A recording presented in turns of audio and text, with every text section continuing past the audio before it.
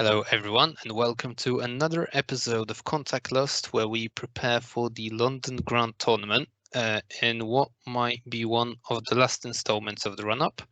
I'm Joker and my guest today is none other than a player from Germany, one of the best ones, if not the best ones, who's going to the Invitational, and it's Fred. Hi Joker, I'm happy to be here. Yeah, good to have you again. I mean, it's been a while, probably over half a year, something like that, since you've last been here before. I'm glad to be back.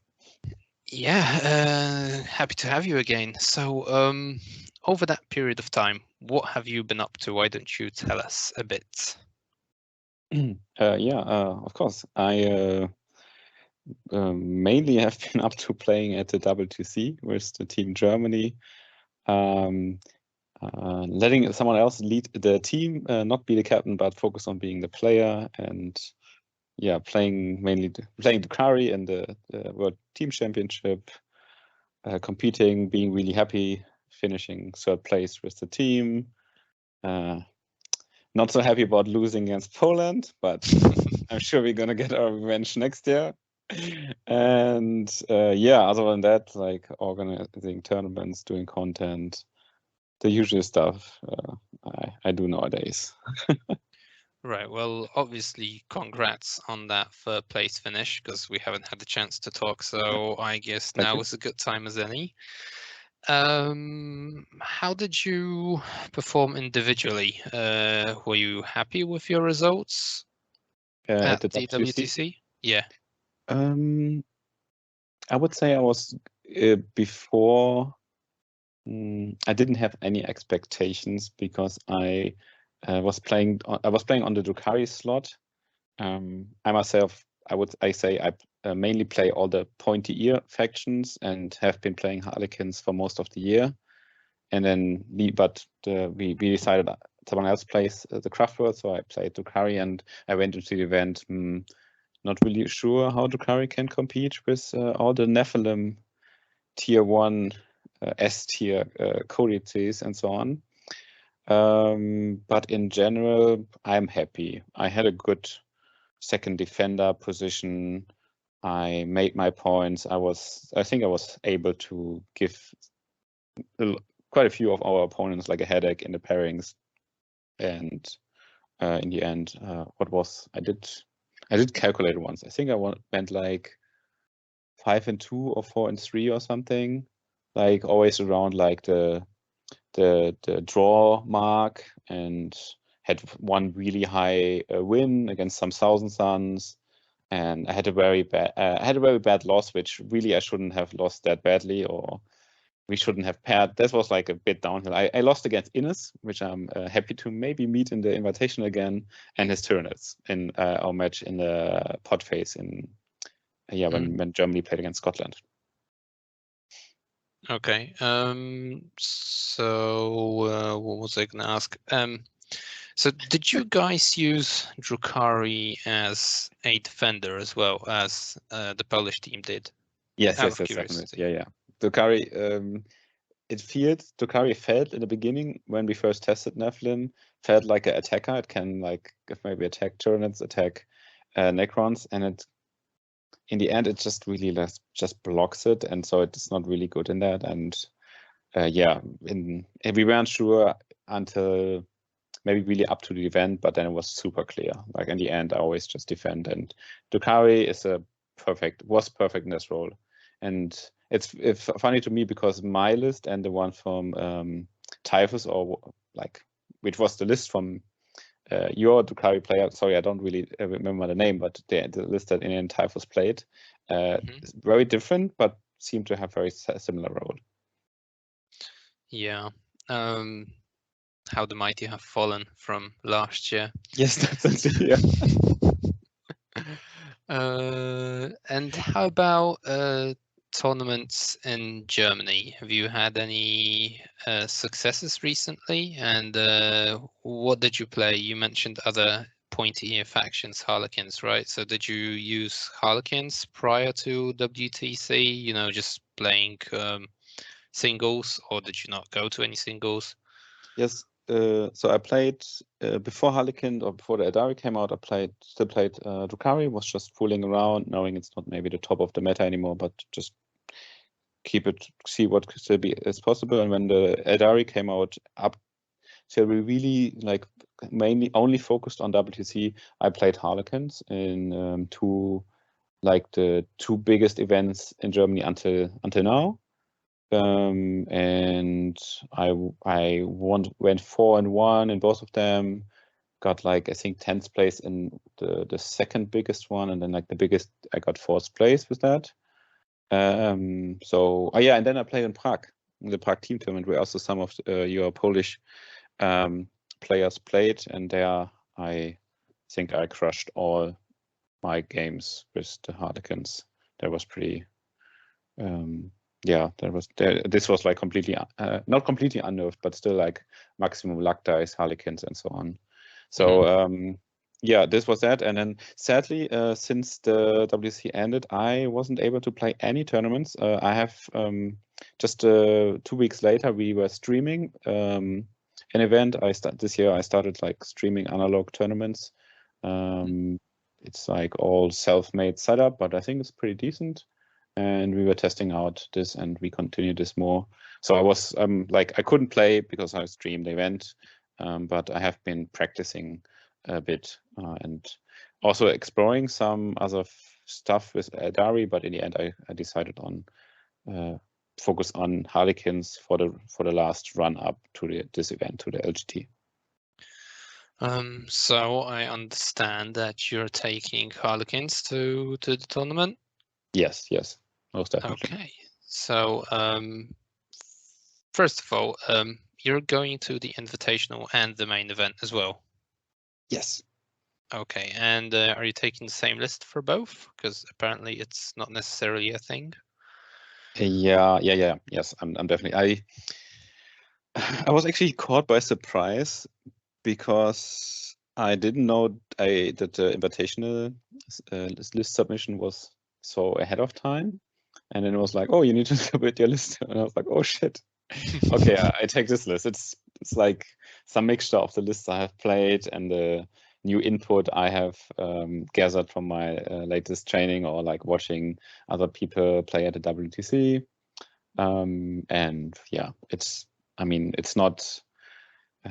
Of course, I have to say this is the next step in the Harlequin innovation.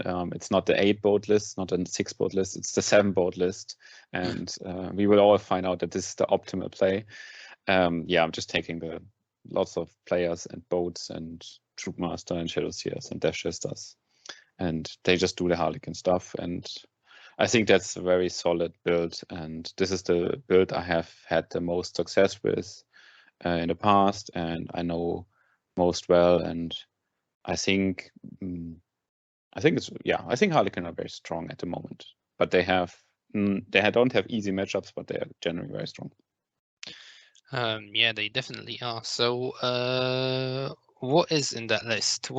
How does it differ from the, I don't know, more common lists, if at all? You've got 7 boats. Did I get that right? Rather than 8? Well, it's at first it's Harlequin, so there's not that many different. There's much, but yeah. So it's a light list. So of course, light is, in my opinion, the best Harlequin subfaction, mainly because of the Harlequin, the stratagem and the mobility. And I'm playing a troop master with the queen of shards, so we can ignore invulnerable saves. And the rose and the player at the foot of in the future, and two shadow seers who are great for secondaries, great for mortal wounds, great for everything. Then I play 2 death jesters. The second one is the newest addition. The first one is the Rift Ghoul, who does mortal wounds, who is just a great asset. And the second one is the newest addition, is the one who says the unit that is hit by it can ignore Overwatch. And that's just super handy with the new addition of demons in the meta. And when demons are in the meta, then there's at least 15 flamers in the opponent's list, and you want to be able to charge the flamers without them flaming you, because that's just fucking hurts. Yeah, so That's true. it was like a bit painful to take him in because he is 90 points, and I would rather have like one more boat, one more player squad for that. But I was thinking, okay, if I play at the LGT and I just have to go there and charge this unit, I don't want to think, oh, maybe I can just, I don't know, send in the boat first and then soak the Overwatch or do something. Just like I just want to be point and click and say, okay, you don't do Overwatch. And yeah, so that's how the second Death Chester got in. And then I have 8 units of players. They all have fusions, they all have neuros. They all but one unit have 2 special weapons, Kiss and Embrace, so for the options for mortal wounds in the charge phase or in the like hitting on wounding on 6s. And yeah, then I have 7 boats, and it's 7 because I wanted to have the unit of 2 Skyviewers, because the unit of Skyviewers just gives me lots of options for secondaries, for move blocking, for tying up in combat, for even for shooting, even for standing objects. It's just a very handy unit. And yeah, I look at the list and I wish to have more players. I wish to have more boats, but I mean, we only played 2,000 points, and it's already quite a bit. Yeah, it is. But though that unit of Skyweavers seems to have really gone a boost in popularity recently. More and more people seem to be taking that techie unit. And Yeah, yep. who are you up against in round 1 at the Invitational?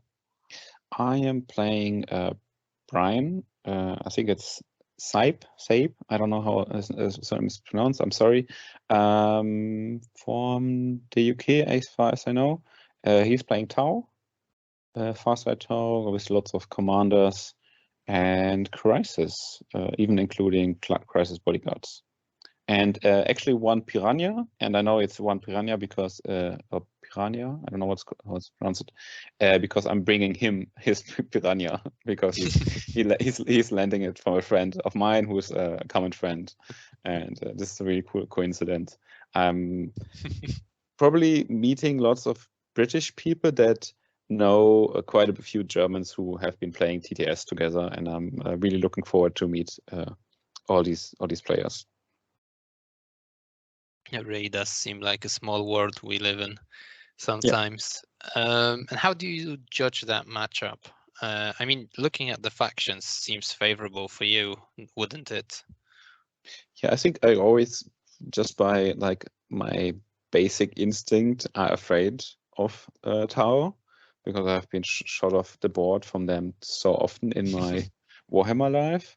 But yeah, I've come to terms that Harlequins are good against Tau, and definitely I'm happy that he's not bringing, I don't know, maybe some very skewed 4 hammerheads list, which if he just rolls 4 ups and or 5 ups and just kills 4 boats in turn 1, can be difficult for me. But this I think is very manageable from the matchup side.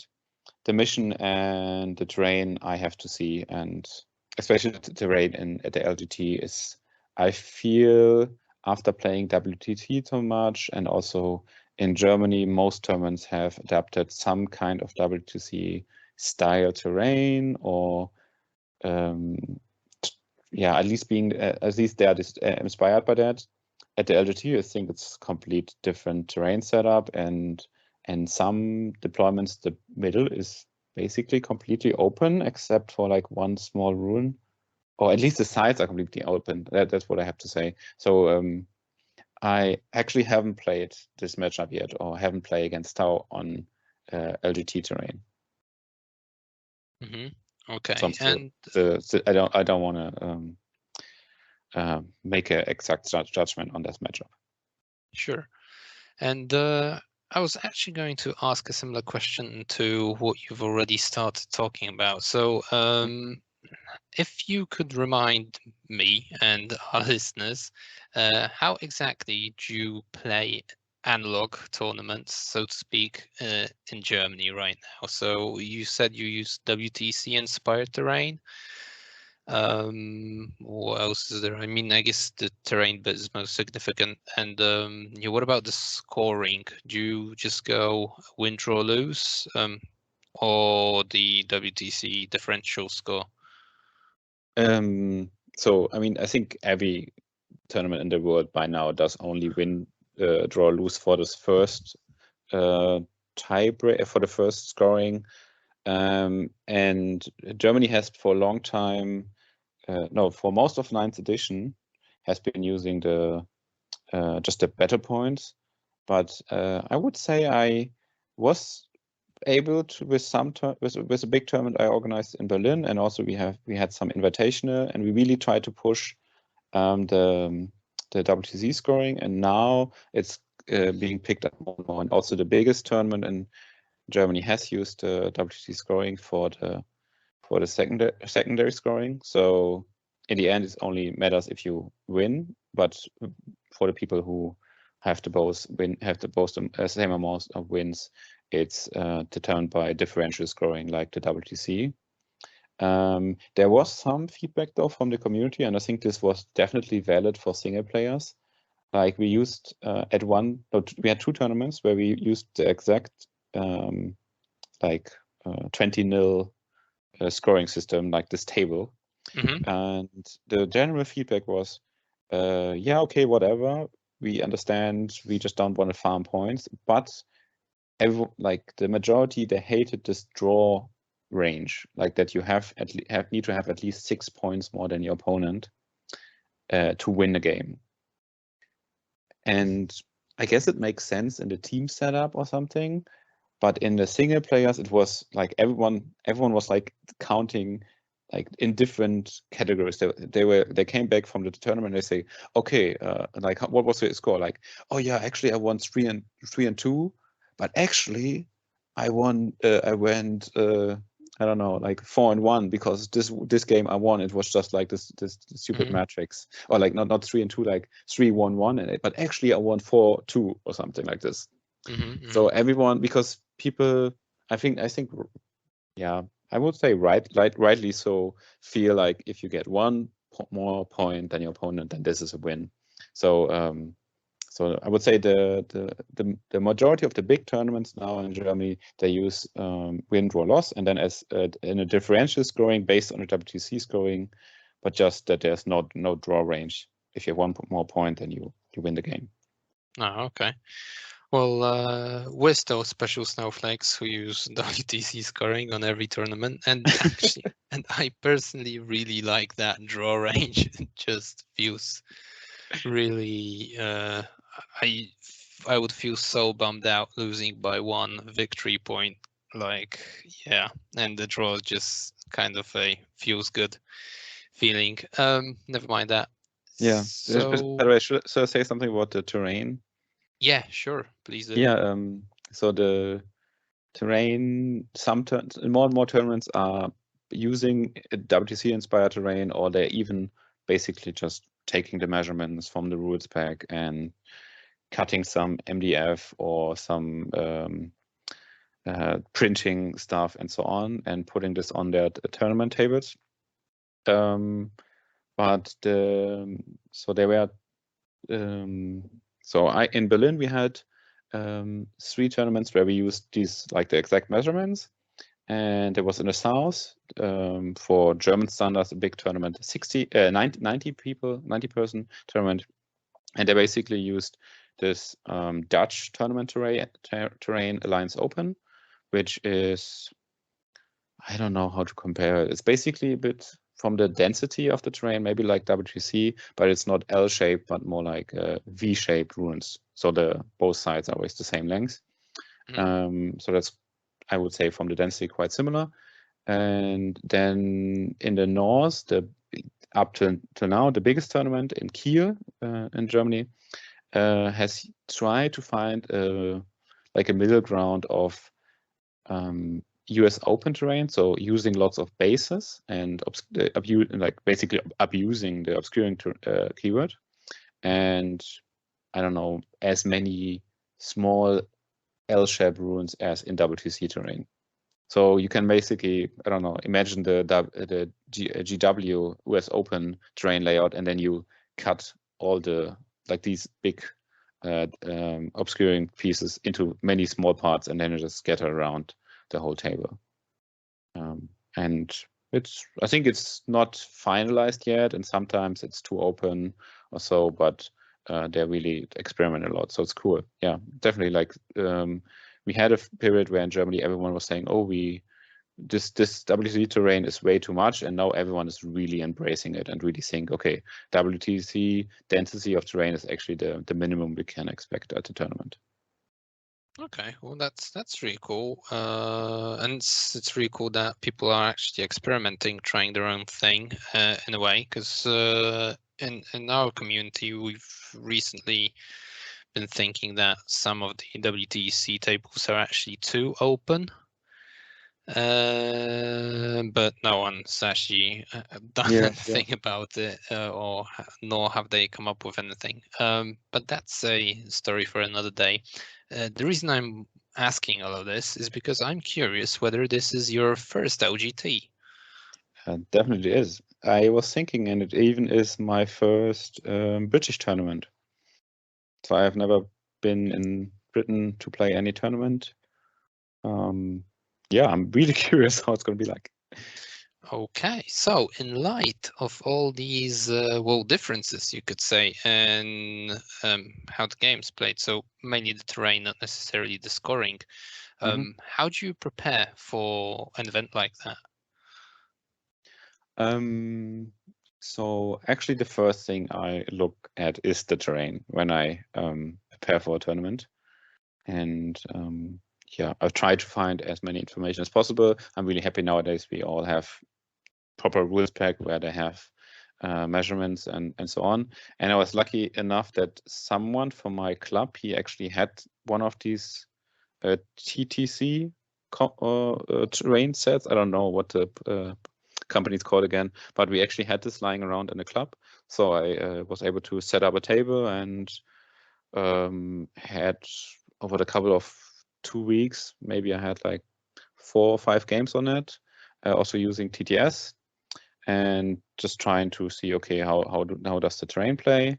And then I would say I mainly try to get a game in against the armies that I haven't played against yet. For example, I played against Chaos Space Marines, played against the new Chaos Demons. Just recently had a game against Tyranids again, because I expect them to be very present. Yeah, that's what I would say was my preparation. Testing the terrain, making sure that I have played the matchups. I know the matchups. I got the feeling I listened to Ines' interview, and I don't remember the exact amount, but I felt like he was saying something like, oh, he plays like 5 games a week or something. Maybe this is completely out of maybe it's completely the wrong number, and I'm this is an overstatement, but I got the feeling from his interview. So I would say I'm definitely much more on the other side of practice games I have been able to get in recently. Yeah, but I try to think about the matchups. Yeah, also prepare myself mentally a bit for this event, because I think playing a big event is always a big mental challenge, and I had in the past I had quite a few moments where, okay, I'm undefeated. Now I play a very good player. We are, I don't know, I would say on the same level. Everyone can win it. And then, I don't know, I just do one stupid mistake, and I feel like, okay, why did I do this? I could have won if I didn't do this. And it's not so much I didn't know what to do. It's just maybe the concentration was missing, or the how do I say it? Like I actually, like last year, I could not have won the biggest German event, but I could have become second. And but in the moment I was there sitting, like I had the final game, I had a favorable matchup. I had an opponent I have beaten before, and I was certain, okay, I can definitely beat him. And I had a very good first turn.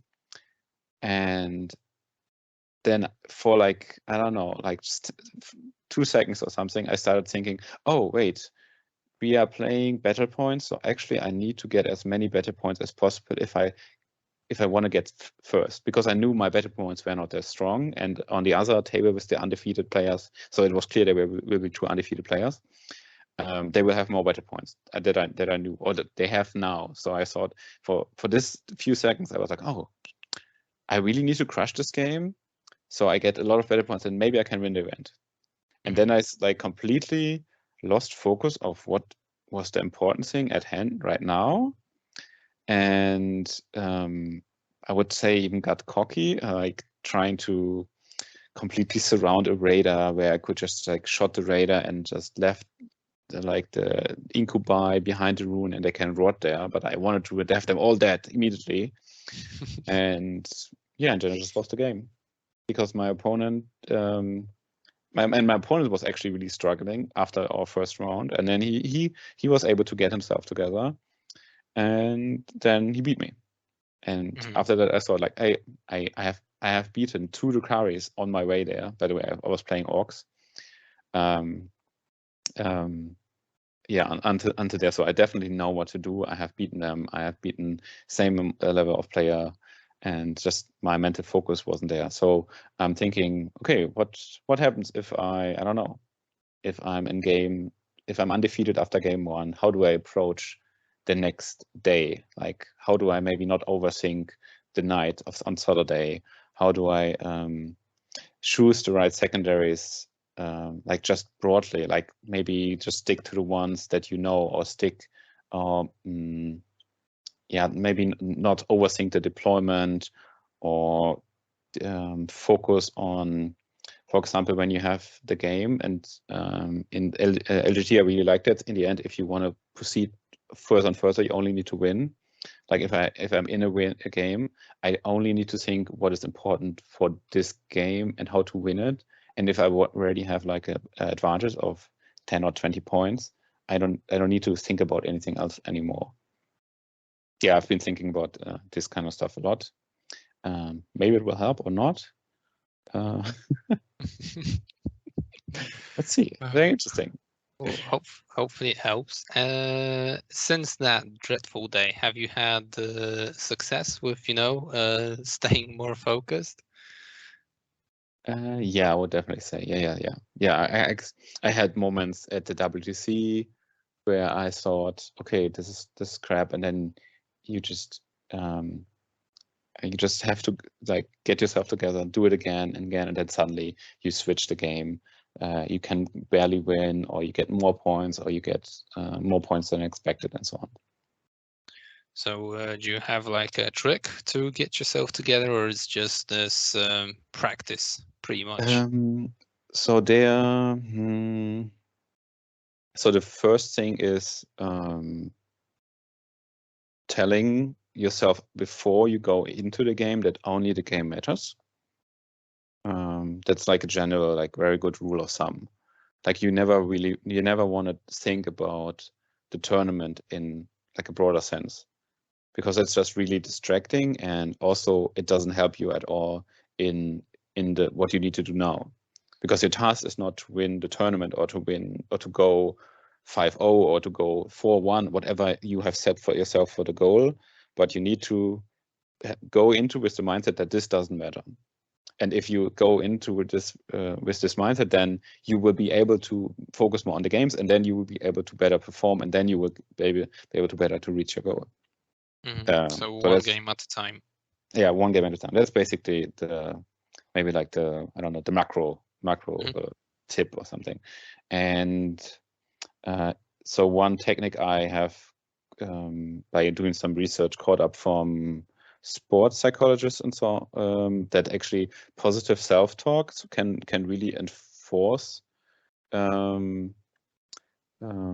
yeah, whatever you want to enforce with yourself. Like, for example, staying focused and so on. If you talk with yourself, you want to stay focused, or you want to keep, I don't know, for example, you had in the past, maybe you forget to engage like doing the engage secondary or something.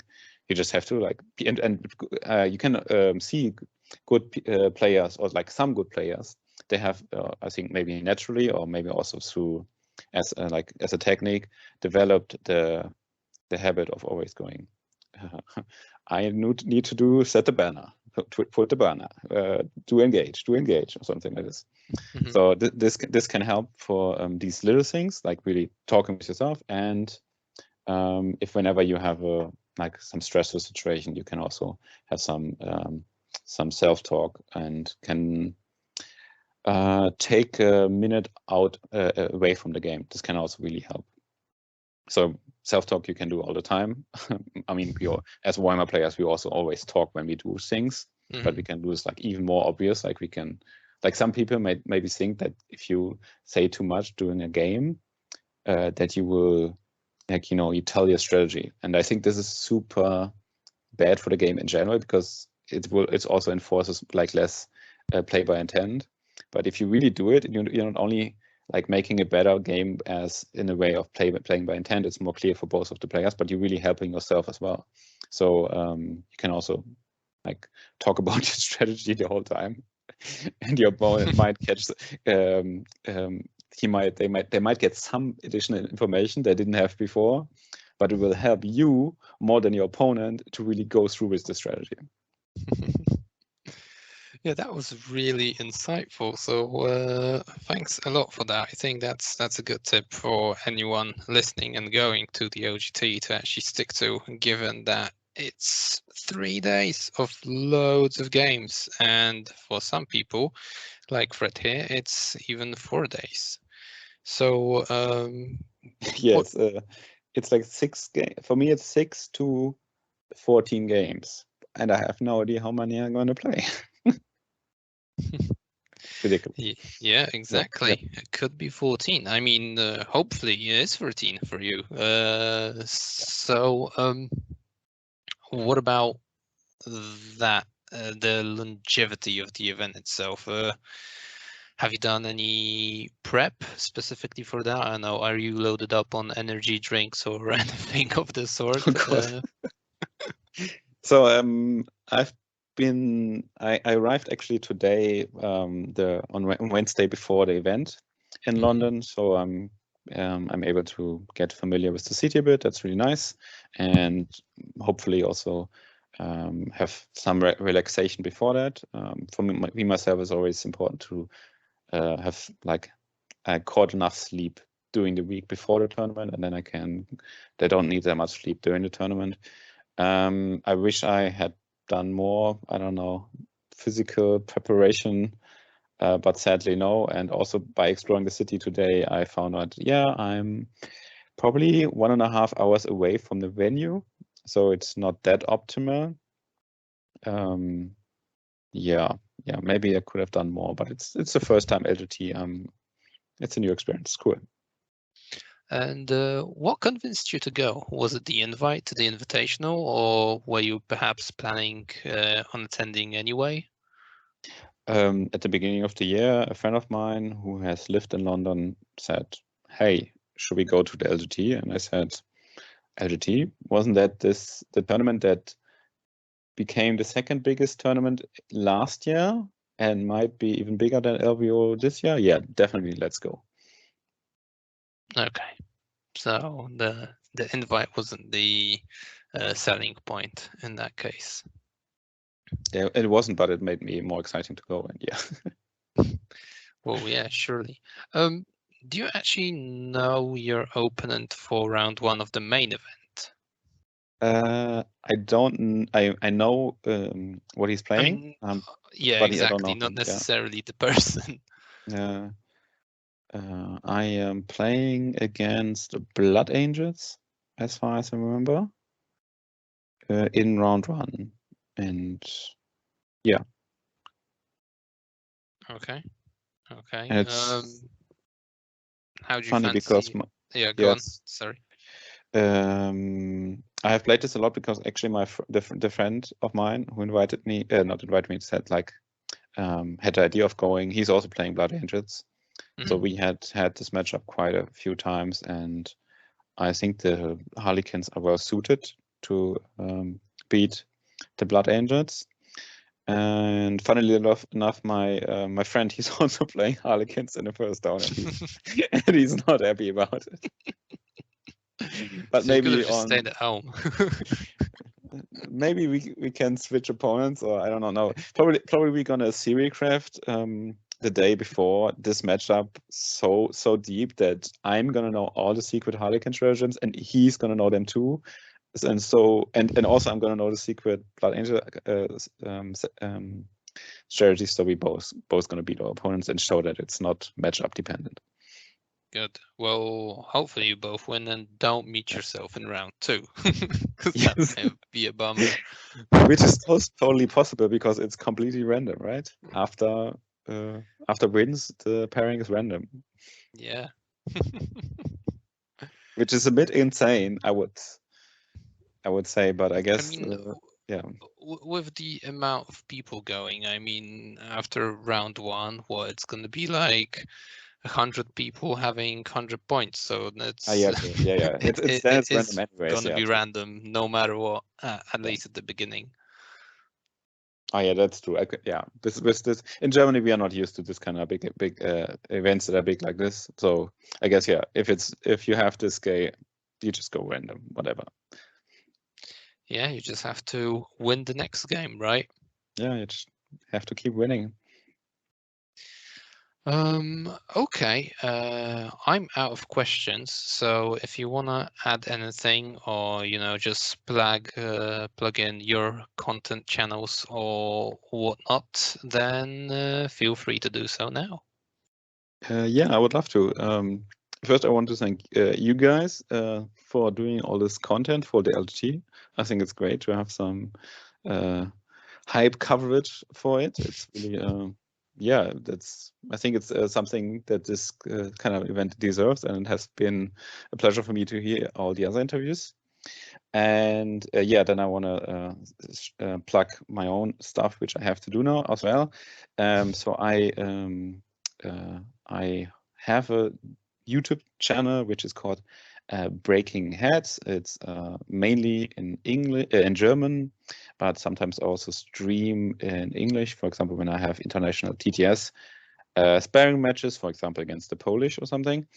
And we do have a podcast. We have a Monday stream where we look at the German competitive scene. So maybe if you speak German, then you should tune in, and then you can learn all about the German tournament scene and what's happening. And I also have a podcast which is also in German. Maybe this is also not for you, but if you know German and you don't know me yet or the Breaking Heads, then you should definitely tune in. And then the last thing I have to plug, no, I have two more things, sorry. There's one thing more, I do coach. So if you want to have coaching, you can go to breakingheads.de, and we can also have a non-German coaching. But the most important thing, I think that maybe would be the thing that has the biggest reach for this audience here now, is that I organize tournaments in Berlin, and we have a tournament coming up, the Breaking Heads Cup number 3, on the 22nd and 23rd of October in Berlin. 2-day tournament, WC terrain, standardized or painted. We're gonna have a live stream that will be commentated. So if you're free on that date and you want to come to Berlin and play 5 rounds of 40K against some of the best players in Germany, come maybe, I don't know, contact me or just go to tabletoptournaments.com and search for German tournaments. You will find it there. And yeah, hope maybe one or two more international players will come to our tournament. Hopefully. Okay, thank you for that. So to all our listeners, now I have to plug ourselves in. So if you like the content that we do here at Contact Lost, make sure you hit the like button, like the video, hit subscribe, hit the bell button on YouTube for notifications as soon as we release something. And as you might know, the last month has been really wild in terms of releases. And hopefully we can keep that momentum going. And remember to follow us along with the London Grand Tournament Facebook page over the coming weekend of the 1st, 2nd October and Monday 3rd as well, as far as I know, as we'll be doing the LGT coverage, and it's going to be amazing. That was me, Joker, and with me today we had Fred on. Thank you very much, Joker. Yeah, thanks again, Fred, for coming in, and I wish you the best of luck at the tournament and see you there. Thank you. See you there. Bye-bye. All right. Bye, guys.